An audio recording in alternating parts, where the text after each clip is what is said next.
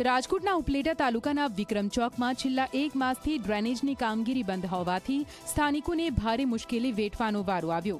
કામગીરી બંધ હોવાને લીધે સ્થાનિકોને અને વિદ્યાર્થીઓને હાલાકી ભોગવવાનો વારો આવ્યો છે, કેમ કે પુરાણનો અભાવ અને સ્થળિયા બહાર હોવાના લીધે અકસ્માતનો ભય લાગી રહ્યો છે।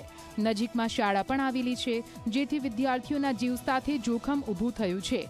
લોકોની માંગ છે કે વહેલી તકે કામગીરી પૂર્ણ કરવામાં આવે।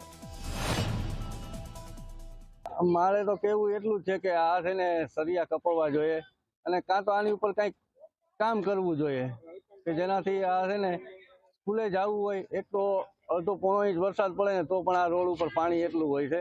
મારી સ્કૂલ અહીં બાજુમાં છે, અમે અહીંથી સ્કૂલમાં જવામાં તકલીફ બહુ પડે છે અને આ રોડનું કામ મહિનો દીથી આમને પડ્યું છે અને કામ કરતા નથી રોડનું, અને અમે એવું કહીશું કે રોડનું કામ જલ્દી કામ કરી દેજો। આરસીસી રોડ હોય તે ખોદકામ કરી અને પાઇપનું ફિટિંગનું આપણે કામ જે કરી છે તે આરસીસીમાં ક્યાંય હરિયા દેખાતા હોય તો અમે એન્જિનિયરને પણ સૂચના આપી દીધી છે કે ભાઈ સ્થળ તપાસ તમે કર્યો અને તે તાત્કાલિક સળિયાનો જ્યાં દેખાતા હોય એનો નિકાલ કરો।